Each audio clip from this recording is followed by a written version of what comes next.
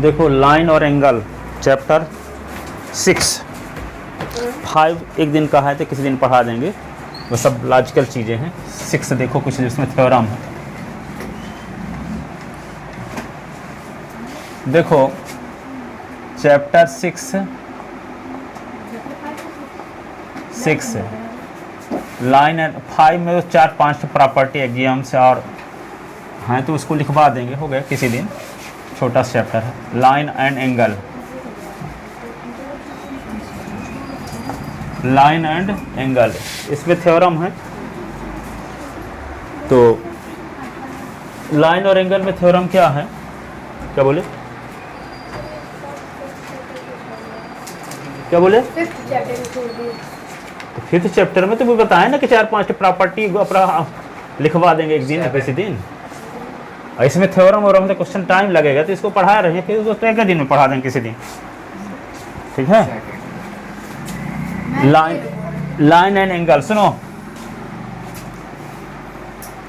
तो लाइन और एंगल में क्या है, पहली थ्योरम यह है कि दो स्ट्रेट लाइन एक दूसरे को यदि काटती हैं किसी पॉइंट पर, ए बी और सी डी है। देखो अभी 4 थ्योरम करवाने वाला हूँ, 5 अच्छे से समझना।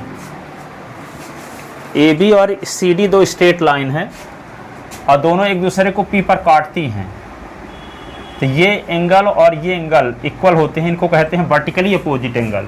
क्या कहते हैं? वर्टिकली अपोजिट एंगल, ठीक है। तो एंगल 1 एंगल 2 के इक्वल होगा, ये प्रूव करना है, और एंगल 3 एंगल 4 के इक्वल होगा, ये भी प्रूव करना है, ठीक है। दो स्ट्रेट लाइन ए बी और सी डी एक दूसरे को पॉइंट ओ पर इंटरसेक्ट करती हैं, तो एंगल 1 एंगल 2 के इक्वल होगा, एंगल 3 एंगल 4 के इक्वल होगा, ये प्रूव करेंगे। ये प्रूव करने के लिए क्या करेंगे, ए ओ बी एक स्ट्रेट लाइन है और ओ डी इस पर स्टैंड है, तो angle 1 plus angle 3 angle 1 plus angle 4 is equal to 180। Linear pair angle 1 plus 4 is equal to 180। ये तो जानते हैं हम लोग कि ये स्ट्रेट एंगल है कि नहीं है।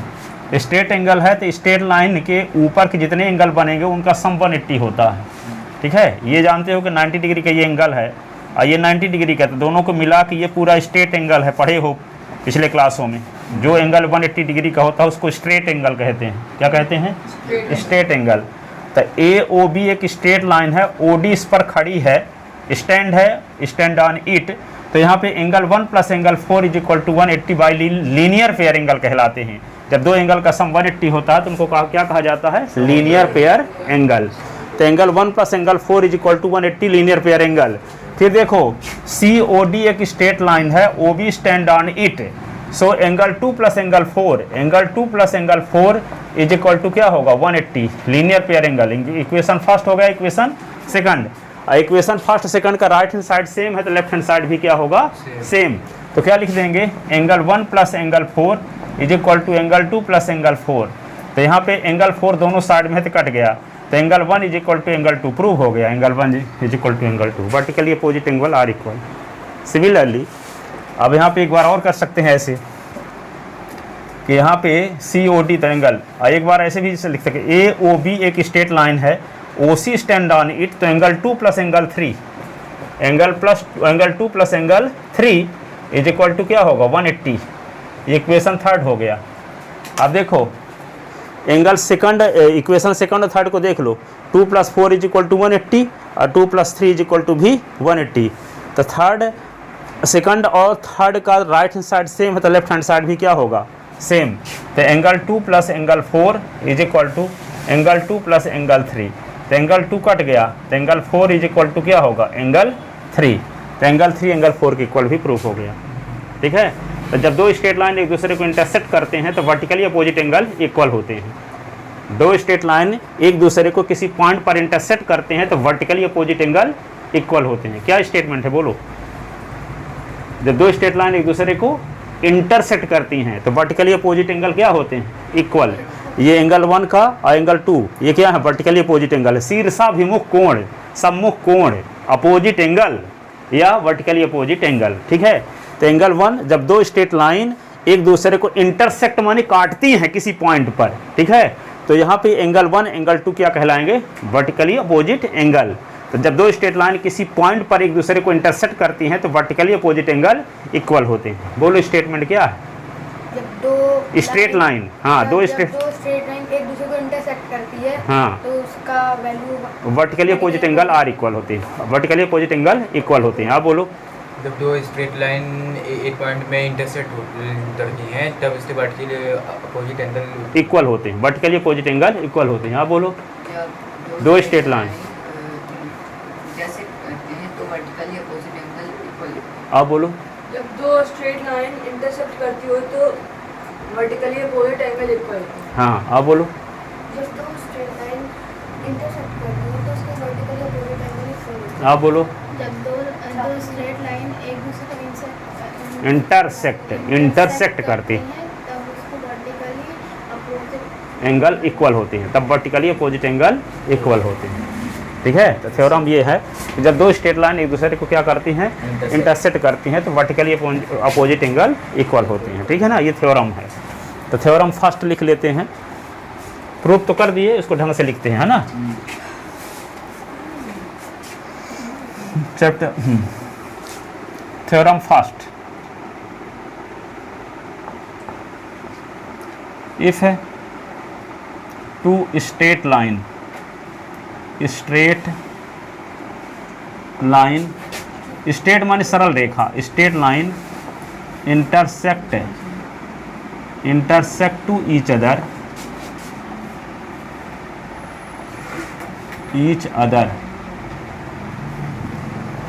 if a two straight line intersect to each other then vertically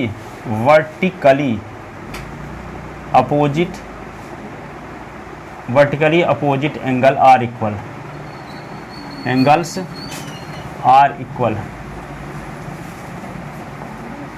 जब दो सरल रेखाएं एक दूसरे को काटती हैं तो शीर्षाभिमुख कोण बराबर होते हैं। इसका हिंदी अनुवाद, शीर्षाभिमुख कोण को इंग्लिश में बोलते हैं वर्टिकली अपोजिट एंगल। ठीक है। If two straight line intersect to each other then vertically opposite angles are equal. अब इसको लिखोगे कैसे ढंग से, थोड़ा सा डायग्राम इधर हम साइड में बनाते हैं। गिवन पहले लिखोगे, सबसे पहले given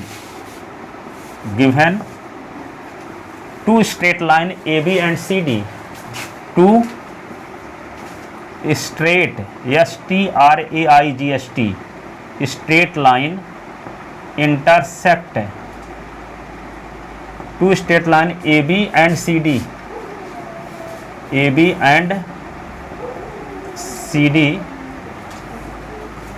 which intersect to each other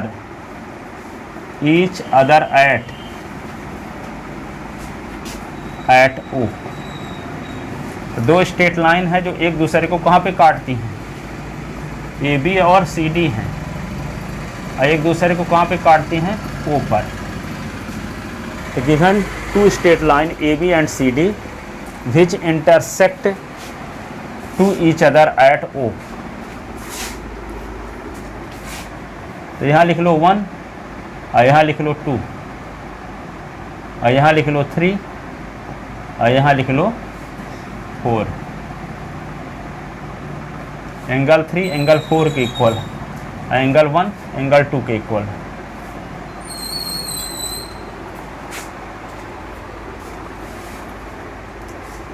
to straight line A B and C D which intersect to each other at O।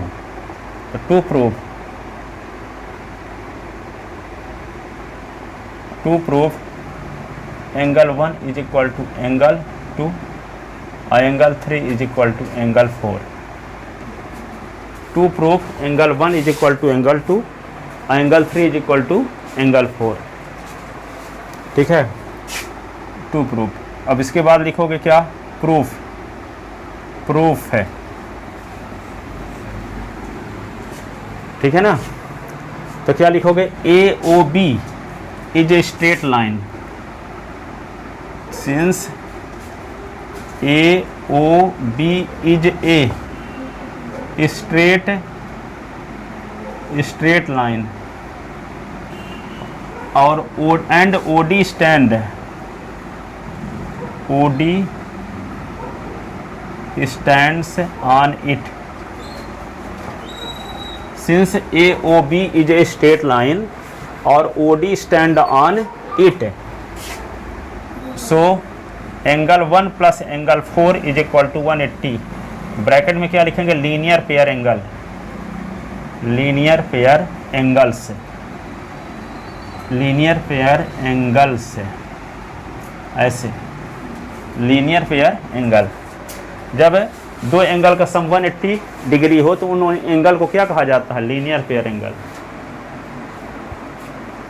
ये इक्वेशन फर्स्ट लिख लो। फिर क्या करेंगे, COD is a straight line और OB stand on it, so angle 4 plus angle 2 is equal to 180। Similarly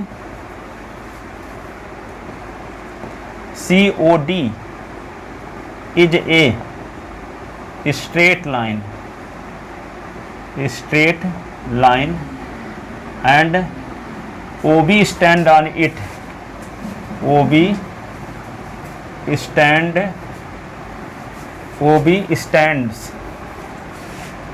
on it, stand है फर्क चलेगा, स्टैंड से लिखने की जरूरत नहीं है। OB stand on it, so क्या लिखोगे, angle 4 plus angle 2, angle 4 plus angle 2 is equal to 180। Equation second, reason क्या लिखोगे, linear pair angle, linear pair angles, ये हुआ।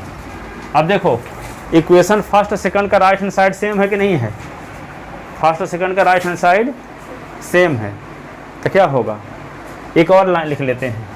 अभी COD लिखे थे ना, COD स्ट्रेट लाइन है, OB स्टैंड है, तो 4 प्लस 2 इज इक्वल टू, एक बार ये और लिखे लेते हैं, AOB is a straight line, OC stand on it, so angle 2 plus angle 3 is equal to 180 and BOA is a straight line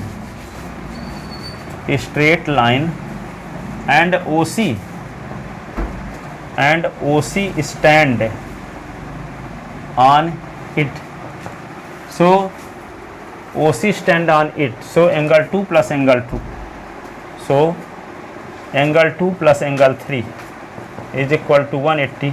equation third, reason क्या लिखोगे, लीनियर पेयर एंगल,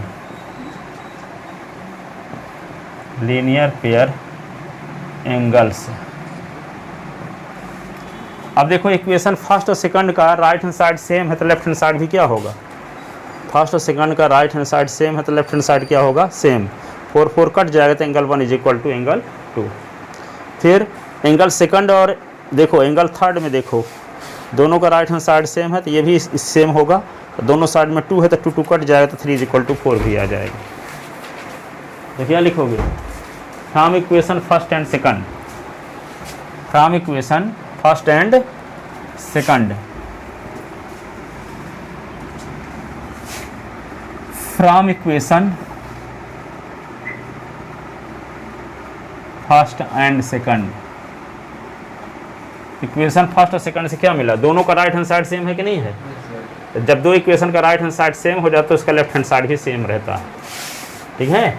कंपेयर करेंगे तो क्या होगा, जब राइट हैंड साइड सेम है तो left hand side same भी होगा, तो angle 1 plus angle 4 is equal to angle 4 plus angle 2, angle 4 plus angle 2, angle 4 को इधर ले आओ तो एंगल 1 प्लस एंगल 4, इधर आएगा तो माइनस में होगा, इज इक्वल टू एंगल 2, तो माइनस और प्लस कट गया तो क्या आ गया, angle 1 is equal to angle 2, proof हो गया, ठीक है। और from equation second and third, from लिखे नहीं थे क्या इधर का, इधर का लिख चुके जहाँ मिटा दिए सबको ही नहीं लिखवाए, from equation second and third, second और थर्ड का राइट हैंड साइड सेम है तो लेफ्ट हैंड साइड क्या होगा, सेम। तो यहाँ पे क्या होगा, 180 180 दोनों सेम है तो क्या होगा, angle 4 plus angle 2, angle 4 plus angle 2 is equal to angle 2 plus angle 3, angle 3 को 2 को इधर ले आओ तो प्लस है तो इधर आएगा तो माइनस, तो क्या हो जाएगा एंगल 4 प्लस एंगल 2, इधर आया तो angle 2 is equal to angle 3, 2 से 2 कट गया तो एंगल 4 इज इक्वल टू क्या आ गया एंगल 3। तो प्रूव हो गया, hence proved, hence angle 1 is equal to angle 2 और angle 3 is equal to angle 4। यही प्रूफ करना था।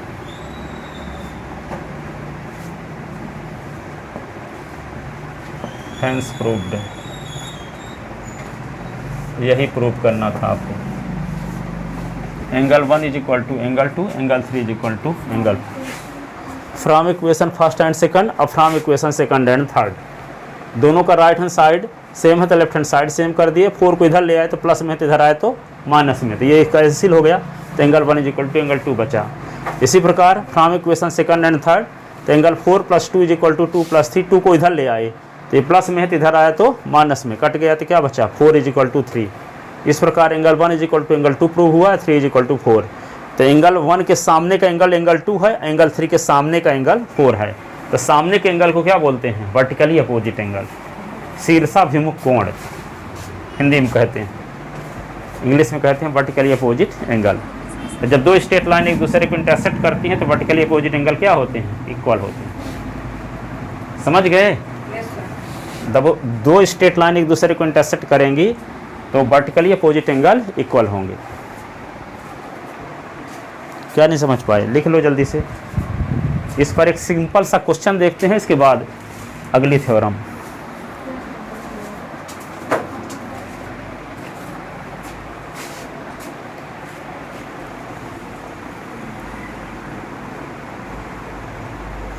क्वार्टरली एग्जाम जो आपका होगा तो उसमें 6 चैप्टर अवश्य आएगा।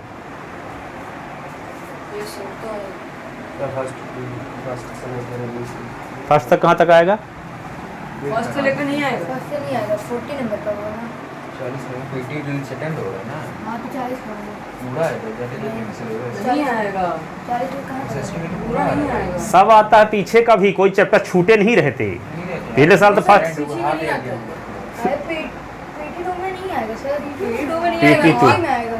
PT3 में आएगा। Yes, sir. PT2 में क्या आएगा? पीटी 2 में अभी पढ़ा रहे हैं, अभी का सिलेबस जैसे कहाँ से जो PT1 जितना PT1 में आया था उसके बाद हैं? आ रहा है। शायद लीनियर इक्वेशन से है। लीनियर इक्वेशन है ये, हाँ ये line and angle, 5th chapter भी है। इक्विलिब्रियम। हाँ ठीक है। और आगे 7 भी आएगा, 7 भी आएगा। 7 भी आएगा। तो चलो 6 7 सब पढ़ा देते हैं, 5th पढ़ा हमारा देंगे। सर कंप्लीट है, तैयार है। सिलेबस जान को बताऊंगा आपको। ठीक है।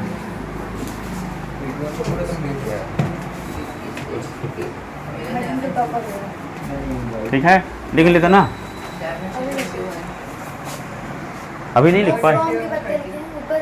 From equation first and second, sir को क्या लिखा है? Hence proof. हैंस प्रूव्ड, अरे सर उसके ऊपर 10 THUS। अरे यार क्या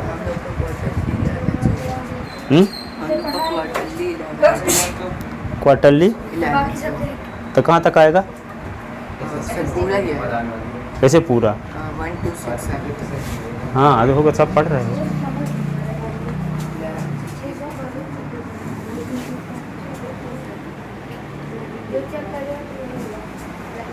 नहीं लिख पाए? समझ गए? ये तो समझ में आ गया। AOB एक स्ट्रेट लाइन है, OD इस पर स्टैंड है, इसलिए angle 1 plus angle 4 is equal to 180 by linear pair angle. फिर COD एक स्ट्रेट लाइन है, OB इस पर स्टैंड है, इसलिए 4 plus 2 is equal to 180। Equation first और सेकंड का राइट हैंड साइड 180 है, तो क्या होगा उसका लेफ्ट हैंड साइड भी सेम होगा। तो angle 1 plus angle 4 is equal to angle 4 plus angle 2। अब 4 को इधर ले आएंगे तो ये प्लस में है तो इधर आएगा तो माइनस में, तो 4 4 कैंसिल हो गया तो angle 1 is equal to angle 2 बचा। फिर क्या है? BOA एक स्ट्रेट लाइन है, OC stand on it, so angle 2 plus angle 3 is equal to 180। अब 4 प्लस 2 इज इक्वल टू 180 पहले से है, तो इक्वेशन सेकंड और थर्ड का राइट हैंड साइड 180 है तो लेफ्ट हैंड साइड भी क्या होगा? सेम होगा। तो 4 plus 2 is equal to 2 plus 3, और 2 दोनों में शामिल है तो 2 को काट दिए तो 3 इज इक्वल टू 4 बचा, 3 इज इक्वल टू 4। तो प्रूव हो गया angle 1 is equal to angle 2, angle 3 is equal to angle 4। ठीक है, तो जब दो स्ट्रेट लाइन एक दूसरे को किसी पॉइंट पर इंटरसेक्ट करती हैं तो वर्टिकली अपोजिट एंगल इक्वल होते हैं। समझ गए क्या बोले? बोलो। दो स्ट्रेट लाइन सर जब दो स्ट्रेट लाइन किसी को इंटरसेक्ट करते हैं तो वर्टिकली अपोजिट एंगल इक्वल है। हाँ बोलो। जब दो लाइन एक दूसरे को इंटरसेक्ट करती हो तो वर्टिकली अपोजिट एंगल इक्वल है। तो क्या बोलो? जब टू लाइन्स एक दूसरे से इंटरसेक्ट करती हैं तो वर्टिकली और अपोजिट एंगल इक्वल होते हैं। जब दो लाइन एक दूसरे को इंटरसेक्ट करती है तो वर्टिकली अपोजिट एंगल इक्वल होते हैं। हाँ बोलो। जब दो लाइन एक दूसरे को वर्टिकली अपोजिट लीनियर हाँ। जब दो लाइन एक दूसरे को इंटरसेक्ट करती है तब वर्टिकली एंगल जब दो एंगल का सम 180 होता है तो उन एंगल को लीनियर पेयर एंगल कहा जाता है। जब दो एंगल का सम 180 डिग्री हो तो उन दोनों एंगल को लीनियर पेयर एंगल कहा जाता है। ठीक है, तो ये तो जानते हो कि दोनों एंगल मिला के स्ट्रेट एंगल बन रहा है, तो ये दोनों एंगल क्या कहलाएंगे? Linear pair angle. यहाँ भी देखो ये स्ट्रेट, इन दोनों एंगल मिला के 180 डिग्री बन रहा है। सर एक साइड की वैल्यू दी गई और एक साइड की नहीं दी गई। हाँ तो एक निकाल लोगे, 180 माइनस कर दो, 180 माइनस करके निकाल लोगे। एक सिंपल क्वेश्चन लेते हैं, ये क्वेश्चन है, इस पर आधारित एक सिंपल क्वेश्चन देखो, फिर किताब वाले भी बताएंगे।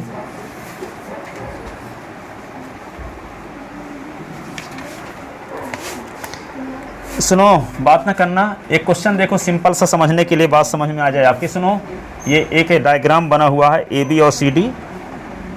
ए बी एक स्ट्रेट लाइन है और दूसरी लाइन सी डी है, और एक दूसरे को ये ओ पर इंटरसेक्ट करती हैं, और यहाँ पे एक से एक रे इस प्रकार से है ओ ई, और ये इसका नाम इसका नाम बाई रख दिया गया। इसका नाम 75 डिग्री है, 75 डिग्री है। इसका मेजरमेंट 84 है। इसका मेजरमेंट इस एंगल का जेड से डिनोट किया गया है, और इस एंगल को 2s कहा गया है। तो find the value of x by Z, find the value of x by Z आपको निकालना है। क्वेश्चन लिखो, इन गिवन डायग्राम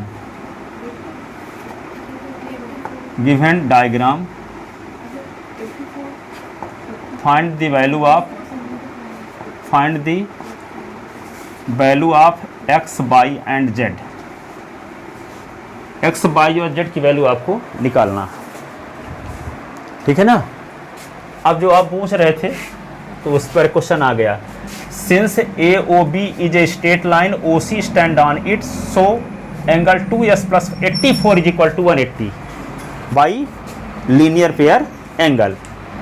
देखो AOB एक स्ट्रेट लाइन है, OC स्टैंड है इस पर, तो ये एंगल और ये एंगल इज इक्वल टू क्या होगा? 180, कि नहीं होगा? एक लाइन के दोनों ओर के एंगल को जोड़ देते हैं तो 180 आता है कि नहीं आता? क्योंकि AOB क्या है? एक स्ट्रेट लाइन है, सरल रेखा है, और OB इस पर खड़ी हुई है, तो इन दोनों एंगल को जोड़ने से क्या आएगा? 180। इन्हीं को कहा जाता है, जब दो एंगल को जोड़ने से 180 आता हो तो उन एंगल को कहा जाता है लीनियर पेयर एंगल। क्या कहा जाता है? Linear pair. तो यहाँ पे 84 plus 2s is equal to 180, तो 2s is equal to 180 minus 84, तो 180 से 84 निकाल दोगे, क्या आएगा? 96 से, तो 2s इज इक्वल टू 96, तो s इज इक्वल टू 48, तो s की वैल्यू तो आ गई 48। अब क्या चाहिए? बाई और जेड चाहिए, बाई और जेड चाहिए ना। अब देखो यहाँ पे देखो AOB, आप कैसे निकालोगे? बाई निकालने का क्या तरीका है?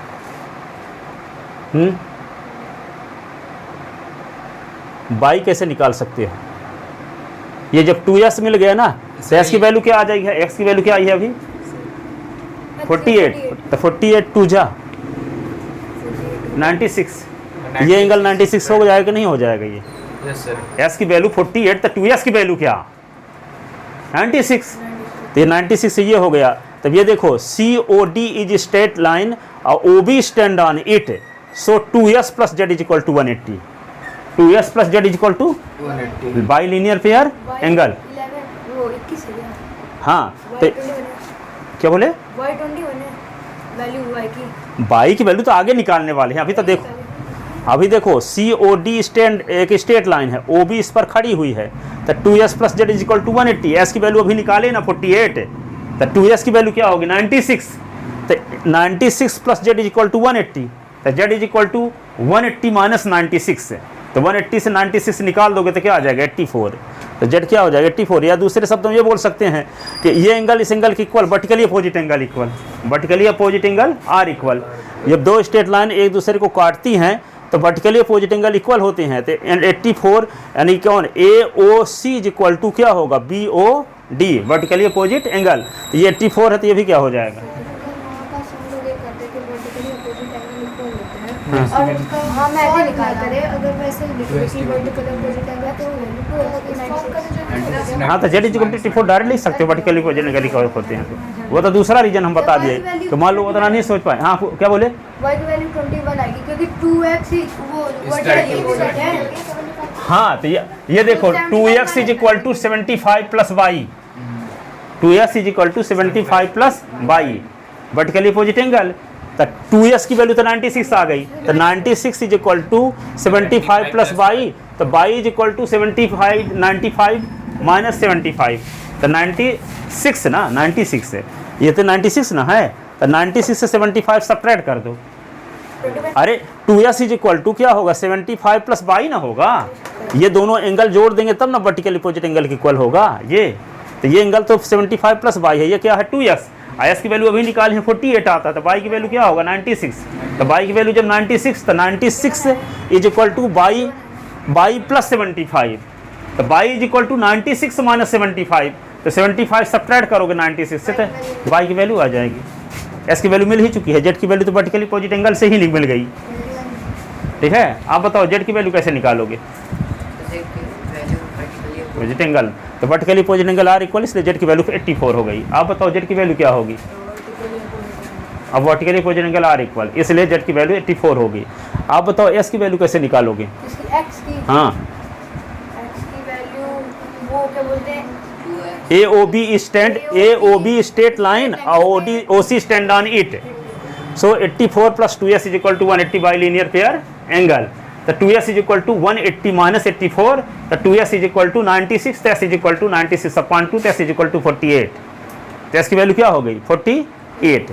फिर किसकी वैल्यू निकालना है, y की वैल्यू कैसे निकालोगे आप बताओ, सर y की value 75 plus y is equal to 2s, 2x, s की वैल्यू आप निकाल चुके हो, Yes, sir. तो s की वैल्यू 48 है, तो 48 में 2 को मल्टीप्लाई, तो 96, तो 75 plus y is equal to 96, तो y is equal to 96 minus 75, तो 96 से 75 सब्ट्रैक्ट करो क्या आएगा 21, क्या आएगा 21, तो y की वैल्यू क्या आ गई 21, तो s y z सब तो मिल गया नहीं।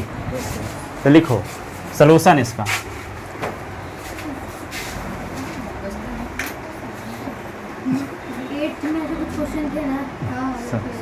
Since A O B is a straight line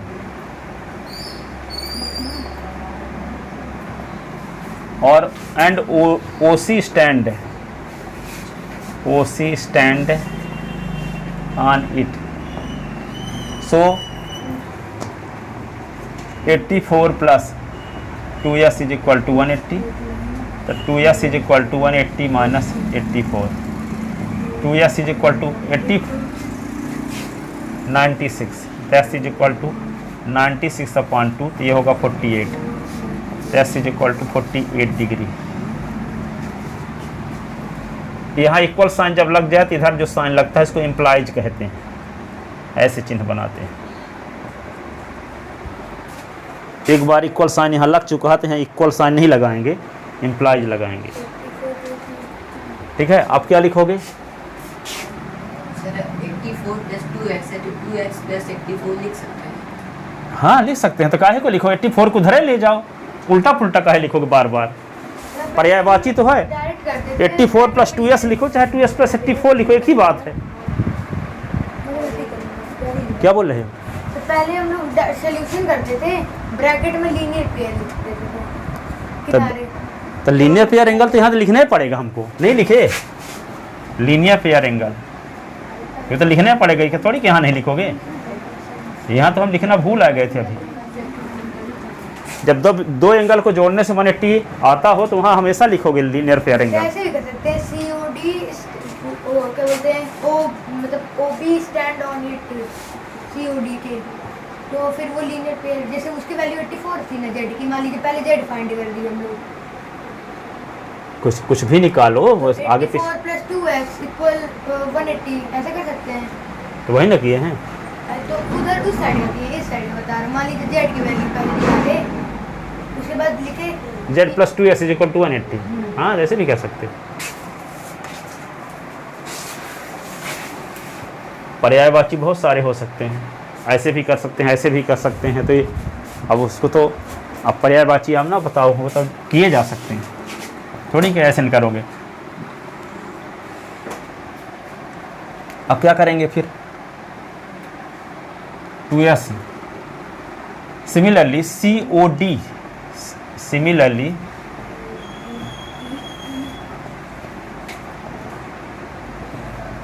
COD is a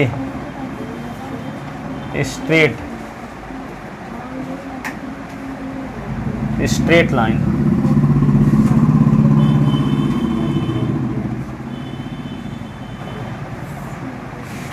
and OB stand on it.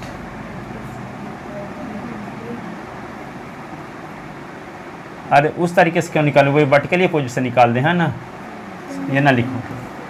Since AB और CD intersect to each other at O, since AB and CD intersect to each other at O, so angle AOC is equal to angle BOD, vertically opposite angles, vertically opposite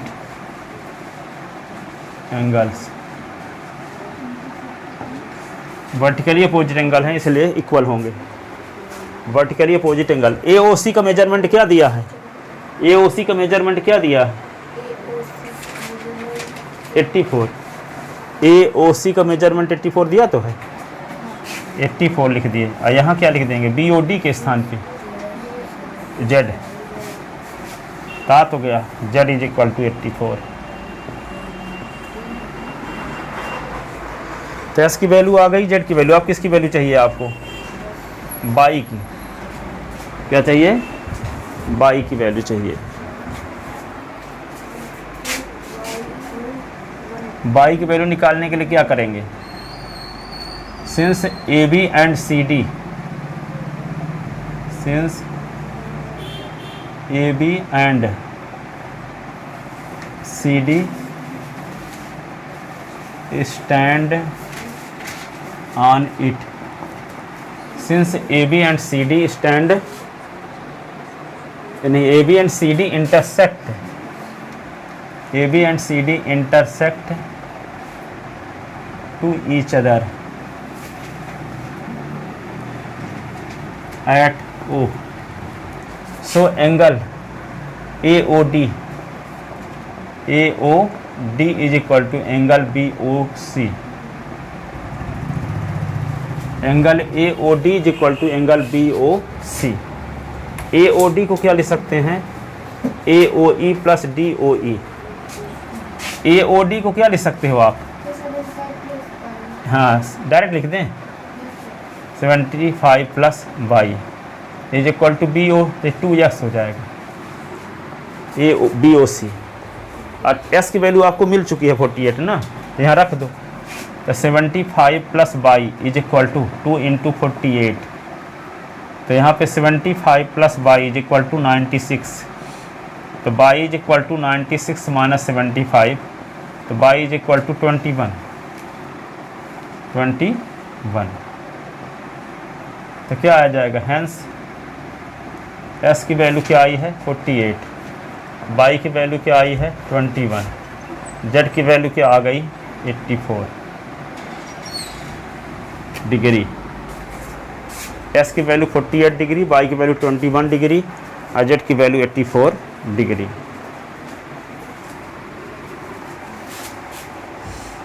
ठीक है ना। Yes. तो एक theorem बताई गई, vertically opposite angle are equal होते हैं, उस पर आधारित एक सिंपल क्वेश्चन बताया गया। अब अगली थ्योरम देखो।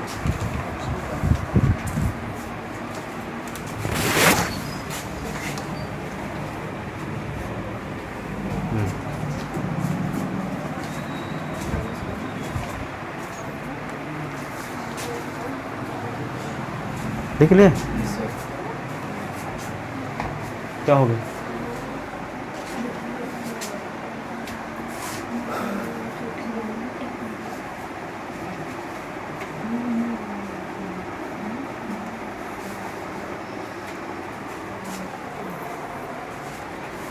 सब कोई उतार लिया इसको कि नहीं?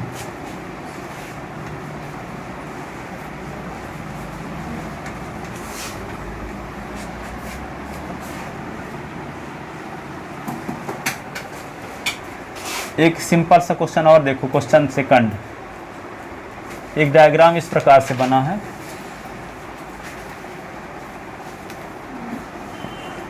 अरे ऐसे डायग्राम कैसे बन जाता है, लाइनें अच्छे से नहीं खींच पाई। ऐसे ये क्या है ए बी और दूसरा क्या है सी डी, और एक दूसरे को वहाँ पे कट करते हैं, एक दूसरे को ओ पर कट करते हैं। तो यहाँ पे in given diagram concept vertically opposite angle से संबंधित question.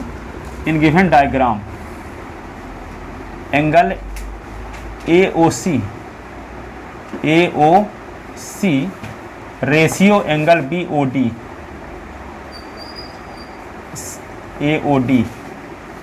Is equal to 4:5।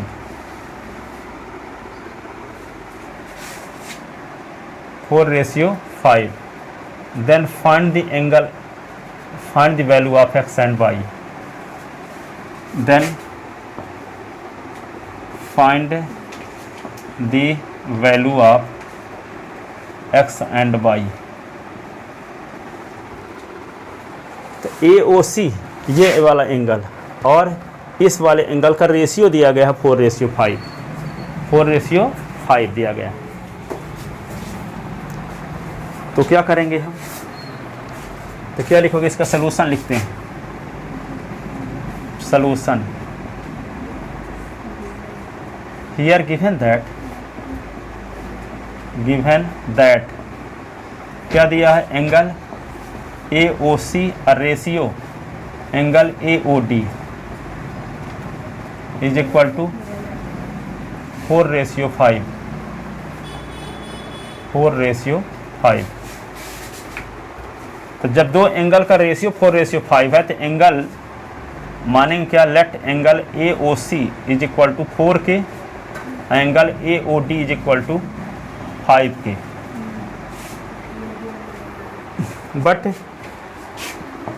But angle sir ये क्या लिखे हैं? 5 के लिखे हैं। हाँ, जैसे दोनों का रेशियो दिया गया है। जैसे मान लो कोई नंबर आपके पास है 10 और 20, तो इसका रेशियो क्या है? 10 1 जा 10 2 जा 1/2 है। ठीक है, तो उनका जब रेशियो 1/2 है तो कोई ज़रूरी थी है कि वे नंबर 1 और 2 ही रही होंगी। वे नंबर तो 10 और 20 भी हो सकती हैं, वे नंबर 2 और 4 भी हो सकती हैं, वे नंबर 20 और 40 भी हो सकती हैं, वे नंबर 50 और 100 भी हो सकता है। ठीक है, इसका मतलब 1/2 के आगे किसका मल्टीप्लाई करने से 10 आने वाला? 10 का। इसमें 10 का मल्टीप्लाई किया, इसमें 10 का मल्टीप्लाई किया तो आ गया ये 10/20। अब ये किसी फिक्स नंबर का मल्टीप्लाई करना पड़ेगा तब ओरिजिनल नंबर मिलेगी। तो फिक्स नंबर के लिए हम क्या माने? जब रेशियो दिया है क्या 4:5, तो ये तो कहने के दोनों एंगल, इस एंगल को इस एंगल से डिवाइड करने से, काटने से 4/5 आया है। तो कोई ज़रूरी थोड़ी है कि वे एंगल 4 डिग्री का रहा होगा 5 डिग्री का, तो उसका तो रेशियो आ रहा है 4/5 ना। तो वे एंगल तो कुछ दूसरा ही रहा होगा। जैसे दो एंगल थे आपके पास, एक एंगल 40 डिग्री का था, एक एंगल 50 डिग्री का था, दोनों का रेशियो निकाले तो 40/50 करोगे तो 0 0 कट गया था, 4/5 आ गया। तो दोनों एंगल का रेशियो ना 4/5 आया। तो क्या वो एंगल 4 डिग्री का है कि 5 डिग्री का है? कि वो एंगल 40 और 50 का है? 40 और 50 का है। तो 4 और 5 के आगे किसी फिक्स नंबर का मल्टीप्लाई करना पड़ेगा। किसका? हो सकता यहाँ 10 करना पड़ेगा। हो सकता है कि वे एंगल क्या रहा हो? 80 और 100 रहा हो। 80 और 100 तब भी काटने से क्या आने वाला है? 4 और 5 ही आने वाला है। तो इसका मतलब ऊपर अब क्या किया गया, 4/5 के दोनों ऊपर 20 का ऊपर नीचे मल्टीप्लाई करना पड़ा ना फिक्स एंगल निकालने के लिए, जो ओरिजिनल एंगल निकालने के लिए। वो तो रेशियो दिया था, तो रेशियो दिया था 4:5। तो वे एंगल क्या रहा होगा, हम जानते नहीं कि किस फिक्स नंबर का ऊपर नीचे मल्टीप्लाई करने से ओरिजिनल एंगल मिलेगा, तो नहीं जानते तो क्या लिख दिए, के लिख दिए दोनों में। ठीक है, जैसे यहाँ 20 का मल्टीप्लाई करने से हो सकता है एंगल मिले, हो सकता है तो ऊपर नीचे 10 का मल्टीप्लाई करने से वो एंगल मिले ओरिजिनल, हो सकता है 5 का ऊपर नीचे मल्टीप्लाई करने से ओरिजिनल एंगल मिले, पर हम जानते नहीं हैं कि किसका मल्टीप्लाई करना पड़ेगा, इसीलिए हम क्या मान लिए, के। अब के की वैल्यू निकालेंगे यहाँ पहले, और जब के की वैल्यू आ जाएगी तो AOC एंगल के लिए इसमें के की वैल्यू का मल्टीप्लाई कर देंगे 4 के साथ, और इसमें भी के का मल्टीप्लाई कर देंगे तो एंगल आ जाएगा। वो जो नंबर मान लिया जाएगा तो फिर वो कहाँ जाएगा, मतलब के की वैल्यू निकाल करके यहाँ रख देंगे, यहाँ और यहाँ, तो दोनों एंगल का मेजरमेंट मिल जाएगा। अब ये एंगल निकालोगे क्यों, क्योंकि ये एंगल मिल जाएगा तो ये बाई की इक्वल है, तो वर्टिकली अपोजिट एंगल, तो बाई की वैल्यू भी मिल जाएगी। और ये एंगल जब मिल जाएगा तो ये एंगल एस की इक्वल है, वर्टिकली अपोजिट एंगल है। ठीक है, इसलिए आपको AOD निकालना पड़ेगा और AOC निकालना पड़ेगा। अब AOC को हम क्या माने हैं, इसको 4K ना, और इसको क्या मान लिए 5K। तो जब तक के की वैल्यू मिलेगी नहीं तब तक इस एंगल का मेजरमेंट नहीं मिलेगा, जब तक के की वैल्यू मिलेगी नहीं तो इस एंगल का मेजरमेंट नहीं मिलेगा। तो पहले क्या निकालना जरूरी है, के की वैल्यू।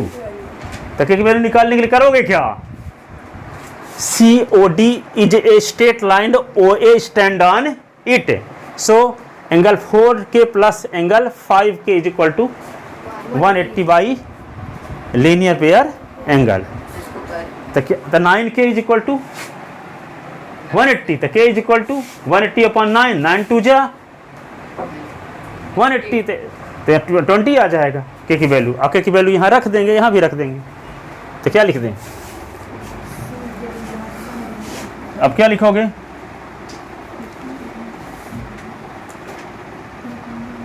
तो since COD is a straight line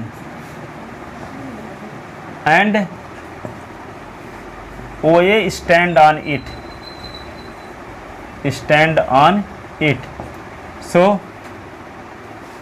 angle AOC plus angle AOD is equal to 180 by linear pair angle, by linear pair angles।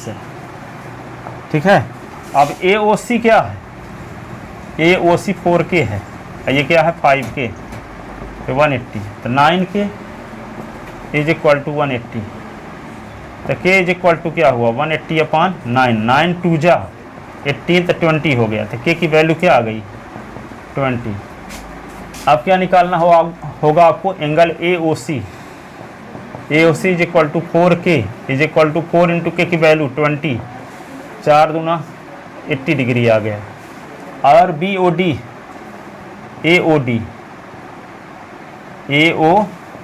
Is equal to क्या है 5K, तो 5 इंटू के की वैल्यू 20, तो ये क्या होगा 100 डिग्री। ठीक है, अब लिखोगे Y is equal to 4K by vertically opposite angles, तो by is equal to 4K, तो 4 इंटू के की वैल्यू क्या आ चुकी है 20, तो 80 डिग्री, तो बाई की वैल्यू क्या आ गई 80 degree. And S is equal to 5K vertically opposite angles.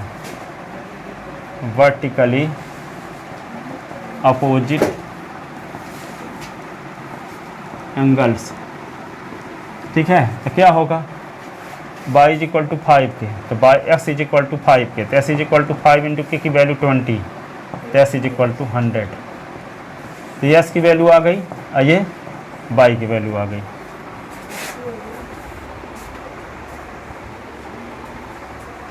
ठीक है, क्या हुआ, दिक्कत है समझने में, लिखे आपके नहीं लिखे, दिखाओ, आ गया। एस बाई की वैल्यू, बाई की वैल्यू आ गई। तो रीजन लिखे हो by vertically opposite angle, vertically opposite angle. चलो ठीक,